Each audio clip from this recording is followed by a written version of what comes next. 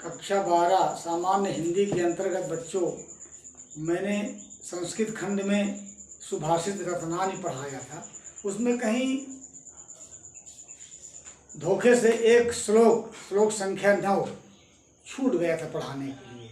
बच्चों ने मुझे बताया, इस विषय पर कमेंट आए, बहुत अच्छी बात है, मुझे अच्छा लगा कि कम से कम छात्रों ने बड़ी पैनी निगाह से उसको देखा। तो इसका मतलब कि लोग पढ़ रहे हैं, तभी तो उनको जानकारी मिली कि ये छूटा हुआ श्लोक है। मेरे पास इसकी शिकायत आई और आज मैं श्लोक संख्या 9 सुभाषित रत्नानी का पढ़ा करके आप लोगों के पास भेज रहा हूँ।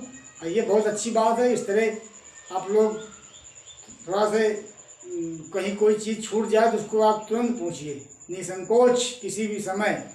ये मुझे अच्छा लगता है। आइए। सहसा विदधीत न क्रियाम अविवेकः परमा पदाम पदम ब्रूते ही विमस्य कारिणम गुणलुब्धा स्वयमेव संपदः। इसमें काम को अचानक बिना सोचे विचारे न करने के लिए कहा गया है। कहते हैं कि सहसा अचानक, विदधीत न नहीं करना चाहिए, क्रिया माने काम को, अविवेका माने बिना सोचे विचारे, बिना सोचे विचारे कार्य को नहीं करना चाहिए। सहसा अचानक, बिना सोचे विचारे, अविवेका बिना विवेक के या बिना सोचे विचारे, क्रियाम को काम को सहसा ना अचानक नहीं, विदधीत माने करना चाहिए। बिना सोचे विचारे कार्य को अचानक नहीं करना चाहिए। परम आपदाम पदम, आगे बता दिया।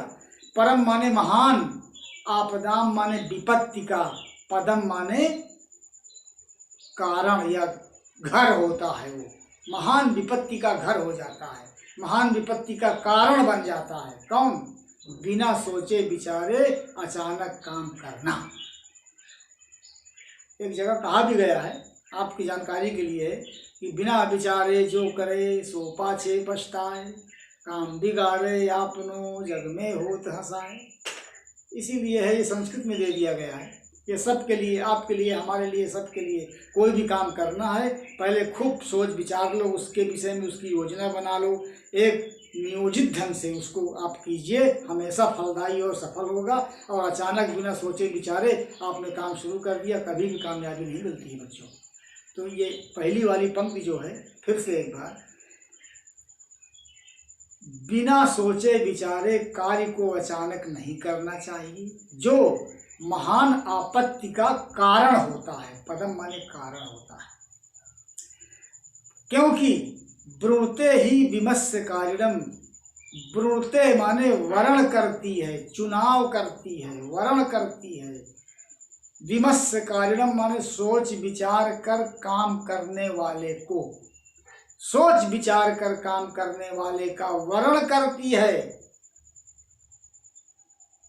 गुण लुब्धा, गुणों की लोभी, स्वयमेव माने स्वयं ही, संपदा माने लक्ष्मी। क्योंकि सोच विचार कर काम करने वाले को गुणों की लोभी लक्ष्मी स्वयं ही ब्रूते माने वर्ण करती है। अब इसका व्याख्यात्मक रूप में आप ये समझ लीजिए कि जो आदमी सोच विचार कर काम करता है, उसके घर में लक्ष्मी का निवास होता है, लक्ष्मी आती है, उसका धन बर्बाद नहीं होता। बिना सोचे विचारे आदमी काम कर डालता है, तमाम तरह की मुसीबतें आ जाती हैं, आपत्ति आ जाती हैं, उन्हीं आपत्तियों में उसका बहुत पैसा खर्च हो जाता है, धन नष्ट हो जाता है, लक्ष्मी चली जाती है उसके यहाँ से। और सोच विचार कर काम करने वाला आदमी जब विवेक से काम करता है तो उसके घर का पैसा धन बर्बाद नहीं होता है और उसके घर में लक्ष्मी का निवास होता है। वही बात कह दी है कि लक्ष्मी स्वयं जो है, खुद सोच विचार कर काम करने वाले आदमी की गुण की लोभी होती है। लक्ष्मी जो लोग गुणवान होते हैं उन्हीं के पास लक्ष्मी जाती है, जो गुण वाले होते हैं। तो लक्ष्मी स्वयं वर्ण करती है, चुनाव करती है। गुण की लोभी लक्ष्मी सोच विचार कर काम करने वाले को। फिर से एक बार,